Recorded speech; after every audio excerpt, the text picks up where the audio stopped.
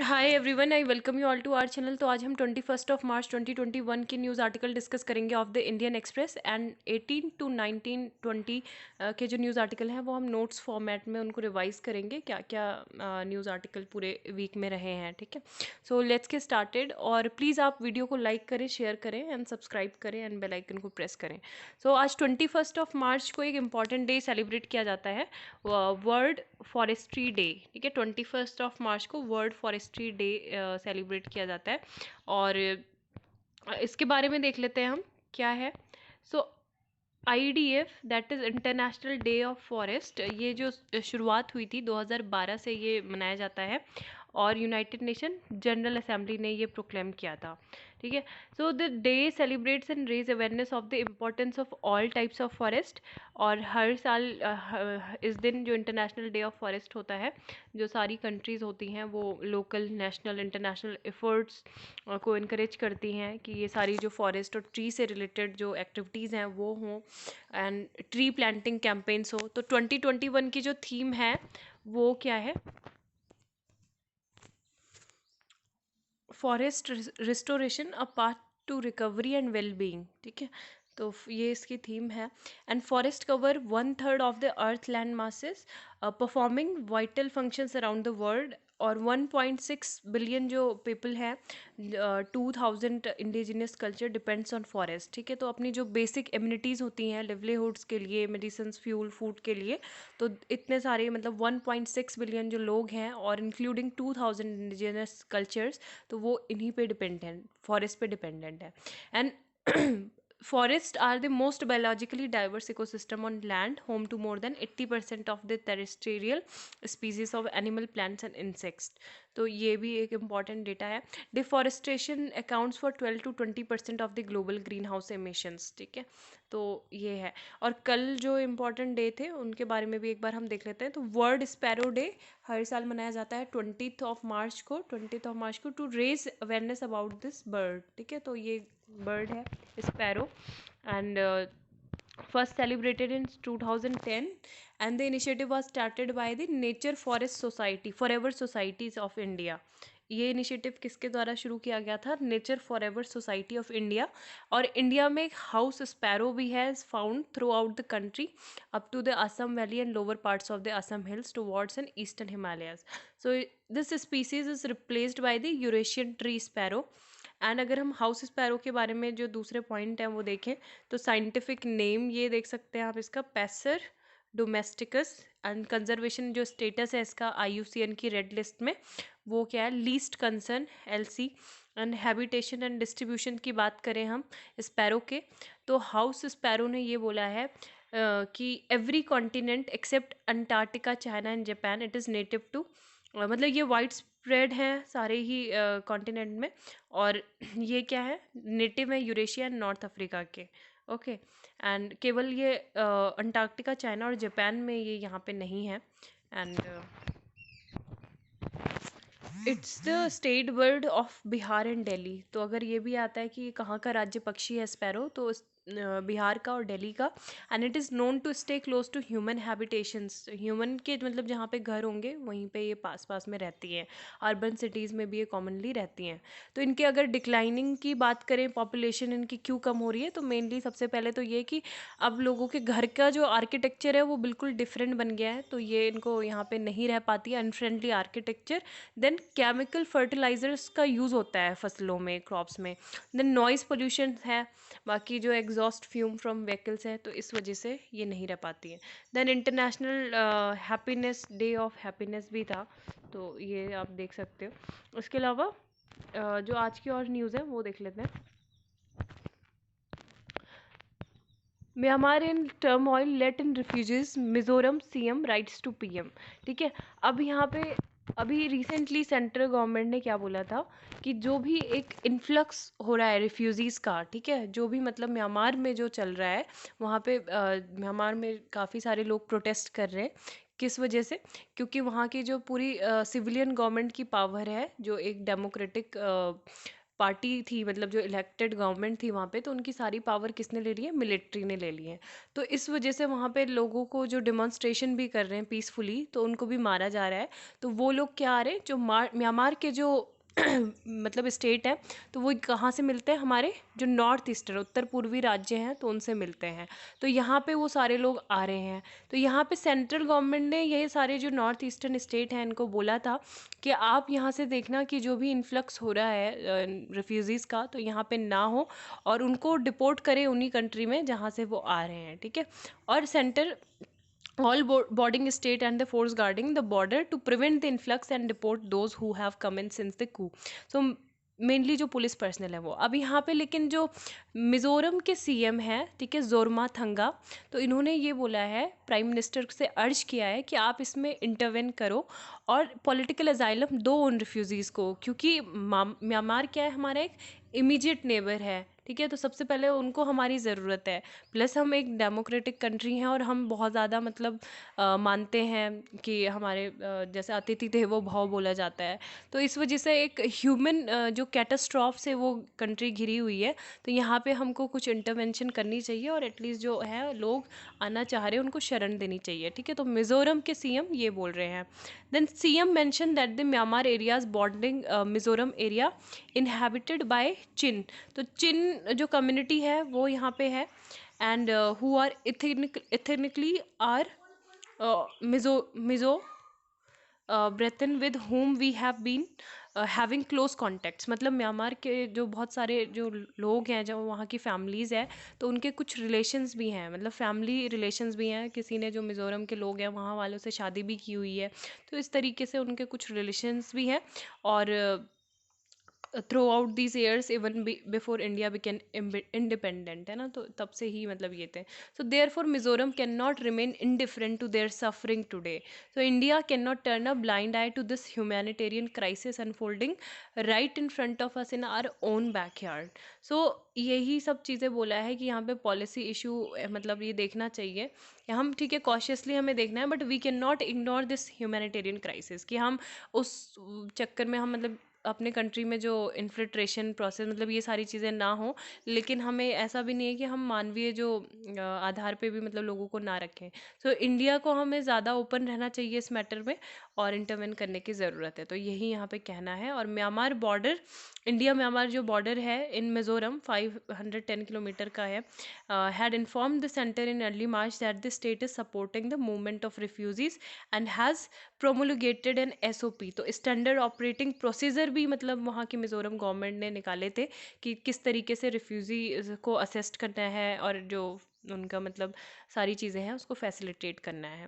Then यहाँ पे 70 years after big cats extinction, India prepares to welcome cheetahs from Africa, ठीक है। तो ये बहुत सारा इंपॉर्टेंट यहाँ पे फैक्ट्स हमें देखने को मिलेगा। आपको एनटीसीए के बारे में पता चलेगा, ठीक है। और इसके अलावा आपको वर्ल्ड वाइल्ड लाइफ फंड है और वर्ल्ड वाइल्ड लाइफ ट्रस्ट है, ठीक है। तो ये सब हम देखेंगे।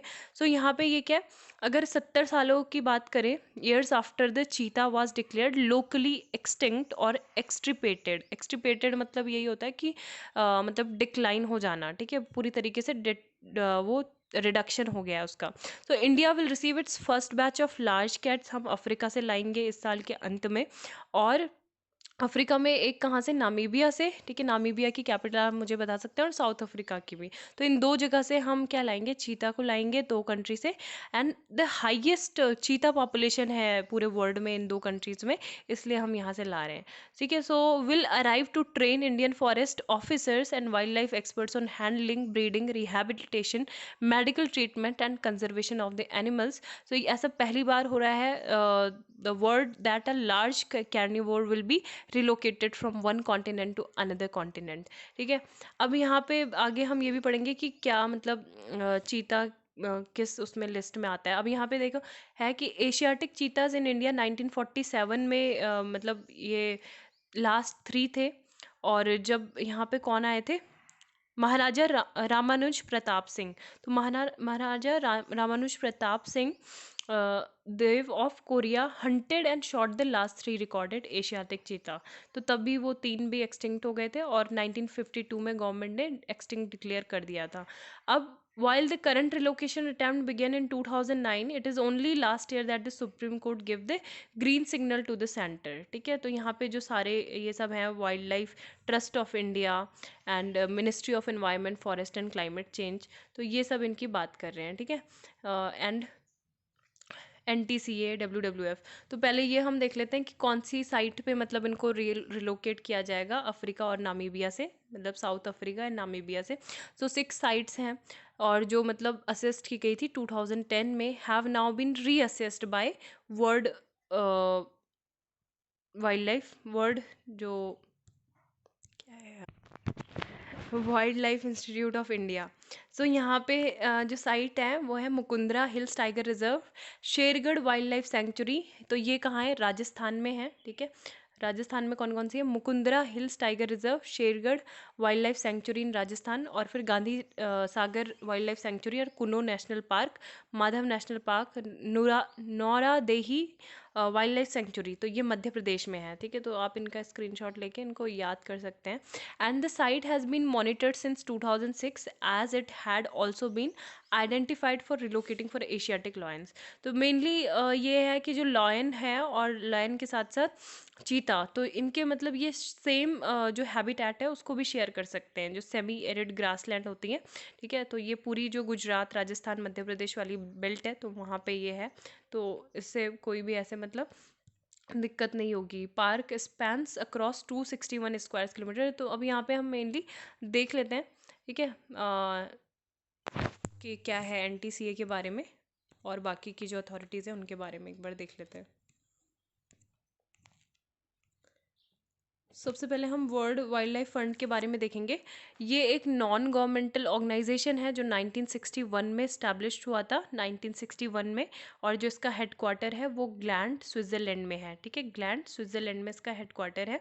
एंड इसका एम यही है कि wildness preservation and the reduction of human impact on the environment, and it is one of the world's largest conservation organisation. 1961 Gland Switzerland is the headquarter of World Wildlife Fund, non governmental organisation.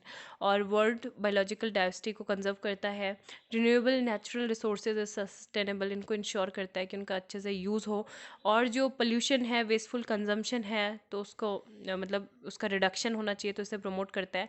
Main reports and programmes होती हैं world Wildlife fund के द्वारा जो issue की जाती है। एक living planet report होती है। ठीक है, जो हर 2 साल में पब्लिश होती है, एंड 1998 से ये पब्लिश हो रही है। ठीक है, देन अर्थ आर है, debt for nature swaps, then marine stewardship council, healthy grown potato. Wildlife trust of India के बारे में देखें तो ये एक NGO की कैटेगरी में आता है और जो भी नेचर कंजर्वेशन के लिए कमिटेड है। इसका मोटो है in services of nature, in service of nature. Its mission is to conserve wildlife and its habitat and to work for the welfare of individual and wild animals in partnership with communities and governments। ठीक है, and इसमें भी मतलब काफ़ी सारी चीज़ें इन्होंने की हैं, जैसे स्पीसीज़ के ट्रांसलोकेशन किया है और रिड्यूस किया है एनिमल ह्यूमन कॉन्फ्लिक्ट को, क्योंकि एक NGO की है, ये नॉन गवर्नमेंटल ऑर्गेनाइजेशन की कैटेगरी में आते हैं। The national tiger conservation authority के बारे में बात करें तो ये एक स्टैटूटरी बॉडी है जो ministry of environment forest and climate change के अंतर्गत आती है, और 2005 में ये इस्टेब्लिश हुई थी following the recommendation of the TTF, tiger task force. ठीक है, तो टाइगर टास्क फोर्स ने रिकमेंडेशन दी थी कि एक ऐसी बॉडी होनी चाहिए जो इसके कंजर्वेशन को देखे, मेनली टाइगर्स के। 2005 में इस्टेब्लिश हुई थी। NTCA एक स्टैट्यूटरी बॉडी है, एंड ये कॉन्स्टिट्यूट हुई थी under enabling provisions of the Wildlife Protection Act 1972 as amended in 2006, so for strengthening tiger conservation as per powers and functions assigned to it. Then recently, Supreme Court has lifted its 7-year-long stay on a proposal introduce African cheetahs from Namibia into Indian habitat। ठीक है, तो री introduction ये कर रहे हैं foreign चीतास का पालपुर कुनो century, जो हमने ऑलरेडी अभी साइट्स देख ली हैं। 6 साइट्स की हमने बात की है मध्य प्रदेश और राजस्थान में।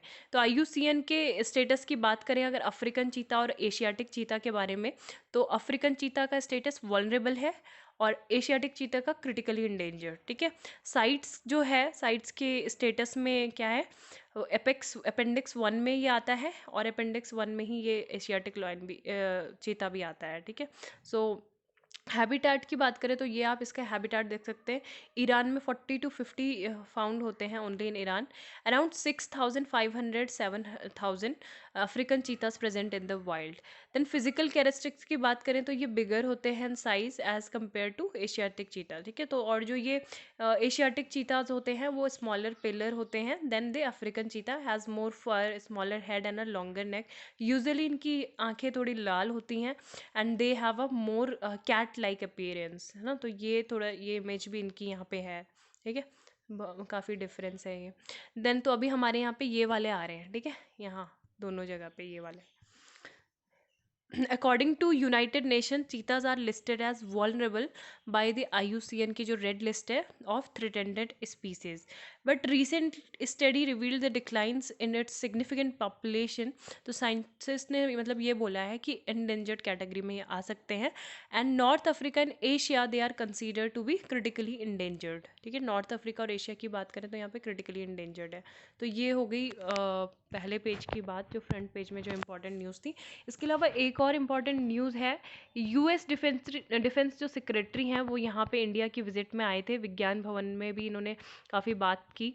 ठीक है, तो जो हमारे डिफेंस मिनिस्टर है राजनाथ सिंह, तो यहाँ से बात हुई। यूएस के डिफेंस सेक्रेटरी का क्या नाम है, लॉयड जे ऑस्टिन। तो इन्होंने बोला है कि हमारे जो मतलब जो भी डिस्कशन है और ज़्यादा फर्दर इन्हेंस करेंगे हम। उनकी काफ़ी स्ट्रॉन्ग डिज़ायर है वॉशिंगटन की इंडिया के साथ इन्हेंस करने की स्ट्रैटेजिक पार्टनरशिप, किसको लेके, peace, stability and prosperity Indo Pacific region and beyond. US Secretary of Defense Lloyd J. Austin and Defense Minister Rajnath Singh discussed US-India major defense partnership and explored new areas of cooperation in space, cyber, artificial intelligence among others. ठीक है, तो ये सारी चीज़ें यहाँ पे repeated लिखी हुई हैं कि इन्होंने काफ़ी सारी चीज़ों पे बात की।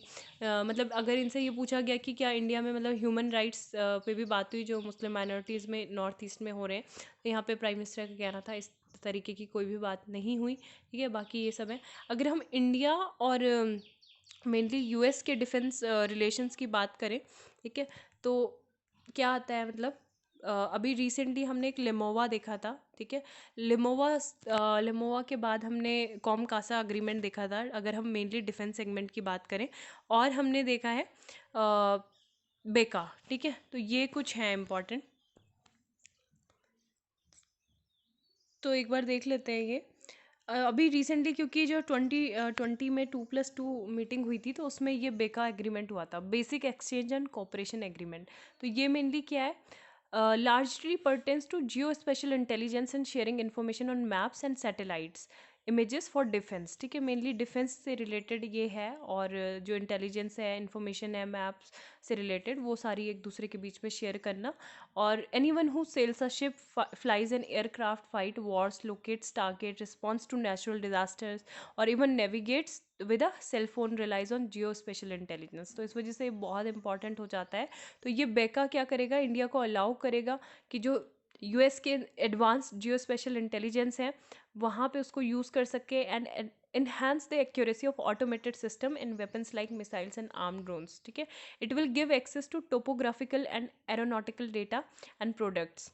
देन जो लिमोवा है, लिमोवा क्या करेगा, the logistic exchange memorandum of agreement जो साइन हुआ था इंडिया यूएस के बीच में 2016 में, ये भी अलाउ करता है दोनों देशों की जो मिलिट्री है उनको कि क्या करें, एक दूसरे के जो बेसिस है वो यूज़ कर सके, उनको रिप्लेनिश कर सके, जो एक्सेस सप्लाई है वो कर सके, useful for navy to navy cooperation. तो इसलिए बहुत ज़्यादा इम्पॉर्टेंट था।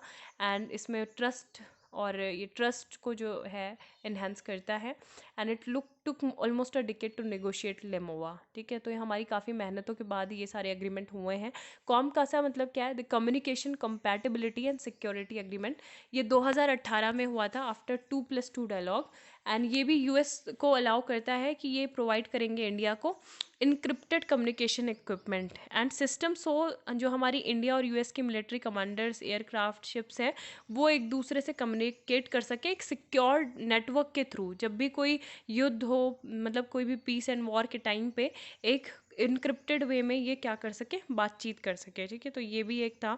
टू एक्सप्लेन दिस, यहाँ पे और एक्सप्लेन भी कर रखा है, इट इज़ लाइक व्हाट्सएप और Telegram for two militaries which is safe and real time communication is possible hassle free. जैसे व्हाट्सएप की कम्युनिकेशन आप किससे चैट कर रहे हो वो आपके और उस पर्सन के बीच में ही रहेगी, ठीक है। वो एंड टू एंड इनक्रिप्शन होता है, क्या वीडियो कॉल में बातें हो रही हैं, क्या मतलब थर्ड पार्टी नहीं उसको सुन सकती है। तो इसी तरीके से हमारी जो मिलिट्री है, यूएस की मिलिट्री, उनके बीच में भी इनक्रिप्टेड फॉर्मेट में रहेगा। तो ये काफ़ी इंपॉर्टेंट है। LEMOA means one partner trust the other enough to exports is valuable assets, and COMCASA means one is confident that it can rely on encrypted system to connect the two militaries, and BECA means it can share highly classified information in real time without fear of being compromise. तो ये सारे एक अच्छे signal हैं दोनों ही country के लिए, क्योंकि जो चाइना है, इंक्रीजिंगली अग्रेसिव चाइना, मतलब हम काफ़ी उनकी मिलिट्री पार है, जो बॉर्डर में स्टैंड ऑफ चल रहा है हमारे LOC है ना, तो उसके लिए भी ये काफ़ी इंपॉर्टेंट था। इंडिया और यूएस के जो डिफेंस टाई हैं उनका स्ट्रॉन्ग होना। And you can take credit, let us launch ration scheme, ठीक है। तो यहाँ पे जो अरविंद केजरीवाल हैं दिल्ली के CM, उन्होंने सेंटर से कहना है, तो यहाँ पे बस नेम में ये बोला था सेंटर ने कि ये जो मुख्यमंत्री टर्म है वो अपनी योजना में यूज़ नहीं कर सकते हैं, मुख्यमंत्री घर राशन योजना। अब मेनली बस इस योजना में क्या था कि 2018 में स्टेट को लिखा था और यूनियन टेरिटरीज़ को कि वो मतलब होम डिलीवरी कर सकते हैं फूड ग्रेन्स की, जो भी बेनिफिशरीज होंगे 65 से ज़्यादा जिनकी एज होगी, या फिर जो डिफरेंटली एबल्ड लोग होंगे, ठीक है, जो अकेले रहते हैं या फिर जो राशन शॉप पे नहीं आ पा रहे हैं, to collect their share of monthly allocation जो होता है। The centre on Friday allocated the roll out of the scheme, saying food grains allocated under the National Food Security Act NFSA cannot be used for a policy drawn up। तो बस यहाँ पे यही था। Then next,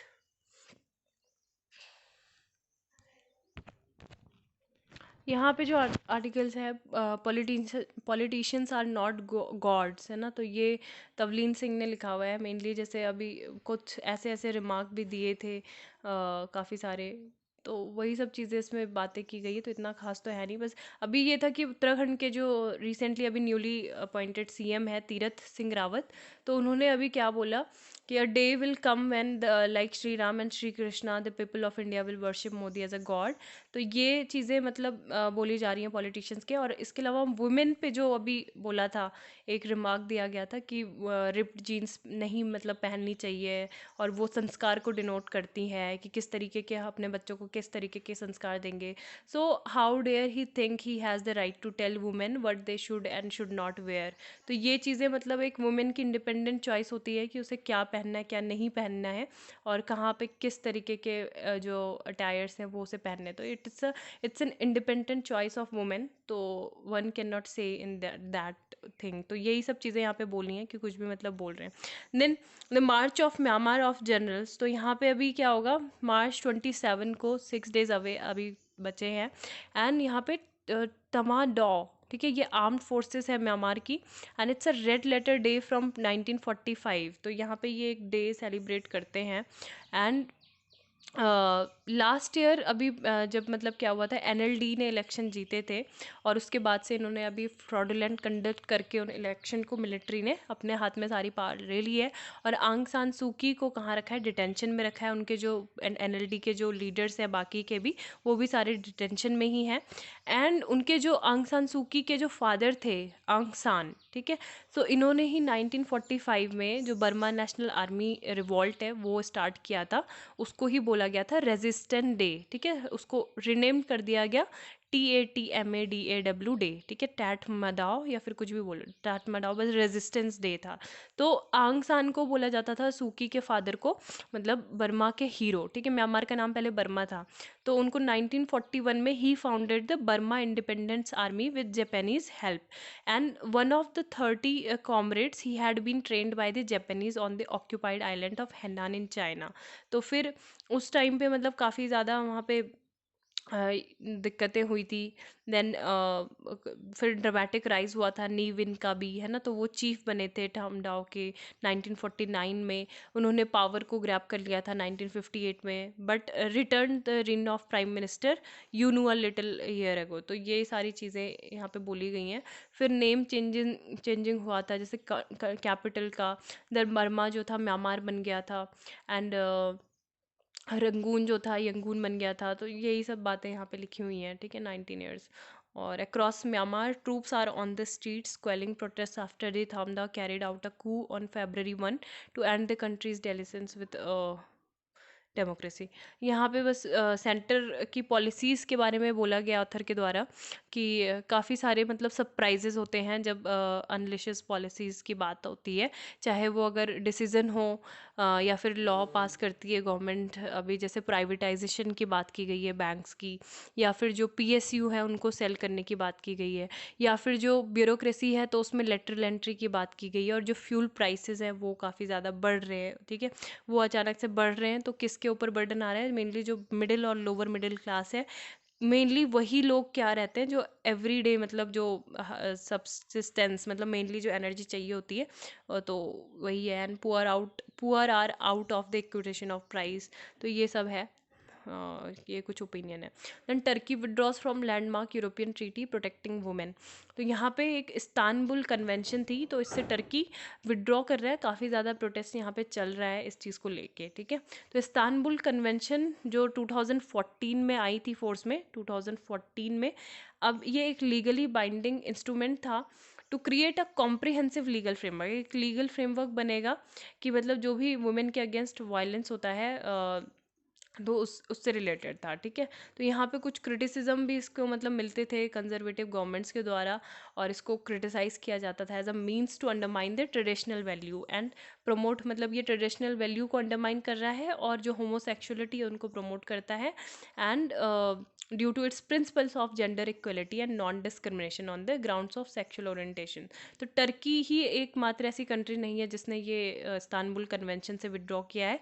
इससे पहले Slovakia, Poland and Hungary ने भी क्या किया है, ये डिसीजन पहले ही 2020 में इससे पुल आउट कर लिया था, ठीक है। तो रेसिप तैयब एर्दोगन जो है टर्की के प्राइम मिनिस्टर, तो इनका अभी इन्होंने मतलब ये स्टेप लिया है। Istanbul convention states that main and women have equal rights and मतलब स्टेट अथॉरिटी को ये है कि वो स्टेप ले, जो भी अगर जेंडर बेस्ड वायलेंस हो रहा है वुमेन के अगेंस्ट में, और उन सारी विक्टिम्स को, और जो प्रोसिक्यूट करें प्रिपेटर्स को और प्रोटेक्ट करें विक्टिम्स को, ठीक है। तो इस्तांबुल कन्वेंशन 2014 में जो आई थी वो ये कहती है। Then UK hits milestone as a half of all adults get first dose of vaccine। तो UK में, ब्रिटेन में अभी एटलीस्ट वन कोविड-19 वैक्सीन डोज, मतलब सारे जो एडल्ट्स हैं एक उन्होंने ले लिए वैक्सीन, और तो वर्ल्ड का फर्स्ट मेजर इकोनॉमी बन गया है टू हिट दैट माइलस्टोन, ठीक है। और इसराइल जो है एक लीडर है मतलब वैक्सीनेटिंग में, अपनी पॉपुलेशन को वैक्सीनेट उन्होंने काफ़ी किया है, followed by the UAE, Chile and then the United Kingdom. तो ये है dormant island volcano comes to life. तो यहाँ पे एक लॉन्ग डोमेट वॉल्केनो था आइसलैंड में, पेनिनसुला इन आइसलैंड, ठीक है। Reykjanes and spilling lava down two sides in this area. First volcanic eruption जो हुआ था 800 ईयर्स में। The glow from the lava could be seen from the outskirts of islands capital Reykjavik which is about 32 kilometre away, ठीक है। Remote valley में ये है volcano. तो डॉर्मेंट वॉल्केनो था जो इरप्ट हुआ है। देन नेक्स्ट जो इम्पोर्टेंट न्यूज़ है आर्ट एंड कल्चर से रिलेटेड है, भावना। तो भावना अगर आता है ये असम में है, ट्रेडिशनल फॉर्म है ऑफ एंटरटेनमेंट, ठीक है। अभी ये रिसेंटली न्यूज़ में था, एक रिलीजियस मैसेज असम में बहुत ज़्यादा फेमस है। And it is creation of Shankar Deva written in the early 16th century and the plays of Bhavna are popularly known as an Ankiya Nats and their staging is known as Bhavna। The Bhavnas are written in the Assamese and Brajavali language, ठीक है। तो ये एक news थी। Then IQ's air global air population report pollution report, ठीक है। तो ये global air pollution report release की गई थी IQ एयर के द्वारा, और it is a Swiss air quality technology company जो मतलब स्पेशलाइज्ड है प्रोटेक्शन अगेंस्ट एयरबोर्न पॉल्यूटेंट्स, ठीक है। तो यहाँ पे दिल्ली सबसे ज़्यादा मतलब most polluted capital city in the world की लिस्ट में है। और इंडिया ऑन द होल अगर देखें तो हमने जो अपना एवरेज जो एनुअल PM 2.5 है पर्टिकुलेट मैटर, तो वो मतलब इम्प्रूव किया है 2020 में देन इन 2019। एंड इंडिया जो है थर्ड मोस्ट पॉल्यूटेड कंट्री है इन 2020। बांग्लादेश और Pakistan have worse average PM 2.5 levels than India. And China की जो रैंक है 11th है इस लेटेस्ट रिपोर्ट में। और अमंग सिटीज़ जो होतान चाइना में है सबसे ज़्यादा पोल्यूटेड सिटीज़ ये बोली गई है। उसके बाद जो सेकंड मोस्ट पोल्यूटेड सिटी है तो वो कौन सी दी गई है, गाज़ियाबाद को, उत्तर प्रदेश में, ठीक है। Of the 15 most polluted cities उसमें से 15 में से 13 तो इंडिया में ही है। And the pollution levels weightage average meaning that the population of country influences the pollution values reported. तो ये सारी चीज़ें हैं। और 106 कंट्रीज़ को मॉनिटर किया गया था। केवल जो WHO के एनुअल गाइडलाइंस हैं PM.25 के लिए, तो उसमें से 24 ही मेट कर पाई, ठीक है, जो 106 कंट्रीज़ में से। देन कोमोरोस न्यूज़ में था, Indian Navy ship Jal Shah arrived at port of Anjuan in Comoros with 100 metric tons of rice।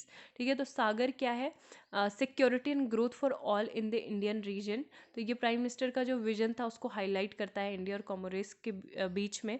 और अगर हम बात करें ये कंट्री जो है इंडियन ओशियन में आती है, अगर कहाँ पे आती है पूछा जाता है तो इंडियन ओशियन में कंट्री आती है, island country. And 3 major island है कोमोरोस आर्किपेलगो में, ठीक है। एक तो ये है नगाजी, दिजा, ग्रेन कॉमर, मवाली, मोहली एंड जुआनी, अनजुआन भी इसको बोलते हैं। तो ये मोजाम्बिक चैनल के पास में सिचुएटेड है between the African coast and nearest to Mozambique and Tanzania and the Madagascar with no land borders. और यहाँ के जो मेंबर हैं वो अरब लीग के मेंबर हैं। It is a member of the Arab League का मेंबर है ये। And it is the only country in the Arab world which is entirely in the southern hemisphere, ठीक है। It is also member state of the African Union और Organisation of Islamic Cooperation and the Indian Ocean Commission. तो ये सब का ही member है। Then ILO report थी एक, आईलो की इंटरनेशनल लेबर ऑर्गेनाइजेशन की रिपोर्ट इंडियन वर्कर्स से related. Global wage report to 2020-21 wages and minimum wages in the time of COVID-19 was recently released by International Labour Organisation. तो यहाँ पे लो average wages के बारे में बात करती है और जो लॉन्गर आवर से काम करने के घंटे ज़्यादा हैं और बहुत कम जो पे है मतलब उसके बारे में बात की गई है। तो अगर एशिया की बात करें, and the Pacific enjoyed the highest real wage growth among all regions over the period 2016-19, ठीक है। तो यहाँ पे यही बोला गया है। And if the median of the minimum wages different state is down it would be ₹269 per day in India. तो ये कोड ऑन वेजेस 2019 के बारे में आप देख सकते हैं क्या इसमें प्रोविज़न किए गए थे। स्टॉप TB पार्टनरशिप बोर्ड, तो यहाँ पे इसके लिए जो फैमिली और health and family welfare ministry है तो उन्होंने क्या किया गया है, एक चेयरमैन अपॉइंट किया गया है, किसके लिए, स्टॉप TB पार्टनरशिप बोर्ड के लिए। और ये जो बोर्ड था 2000 में इस्टेब्लिश हुआ था, सन 2000 में। और यहाँ पे 3 साल के लिए जो चेयरमैन है वो सर्व करेंगे कमेंसिंग जुलाई 2021 से स्टार्ट होके। एंड ये TB का जो अगर हम बात करें जो टारगेट है हमारा वो क्या है, India has committed to eliminating TB by 2025। और जो ग्लोबल जो डेडलाइन है TB को एलिमिनेट करने की पूरे वर्ल्ड से वो 2030 है, ठीक है। और इसका जो सेक्रेटरीट है वो जेनेवा स्विट्ज़रलैंड में है। Okay, then Heart of Asia conference organise होगी और 2 नवंबर से ये स्टार्ट हुई थी, फाउंडेड। एशियाज़ इस्तांबुल प्रोसेस भी इसको बोलते हैं। Heart of Asia's Istanbul process was founded on November 2, 2011, ठीक है। इस्तांबुल में हुई थी, टर्की, टू शेयर जो चैलेंजेस हैं, इंटरेस्ट है अफ़गानिस्तान के और उसके नेबर के रीजनल पार्टनर्स के, उससे रिलेटेड ये थी। और the heart of Asia Istanbul process was launch in 2011। यहाँ पे जो की पार्टिसिपेटिंग कंट्रीज़ हैं, Pakistan, Azerbaijan, Afghanistan, China, India, Iran, Kazakhstan, Kyrgyzstan, Russia, Saudi Arabia, Tajikistan, Turkey, Turkmenistan, United Arab Emirates, ठीक है। तो इसके यही सब है हार्ट ऑफ एशिया कॉन्फ्रेंस, तो अभी ये होगी ये। उरुनोदोई जो स्कीम है ये दिसंबर 2020 में लॉन्च हुई थी असम गवर्नमेंट के द्वारा। मोस्ट पॉपुलर स्कीम है ऑफ द स्टेट। इसमें क्या है, जो मंथली असिस्टेंस है वो डायरेक्टली मतलब मिलेगा वुमेन फैमिली जो मेंबर है, women members of the marginalise families of Assam, तो 830 रुपीज़ मिलेंगे डीबीटी, ठीक है। डायरेक्ट बेनिफिट ट्रांसफर स्कीम है, money is credited directly to the bank account of the women head of a family because they are primary caretaker of the household. तो ये एक scheme है जो मतलब एक तरीके से पुअरली और नीडी हाउस होल्ड्स के लिए ये है कि वो अपने तरीके से उस को मनी को स्पेंड कर सकते हैं।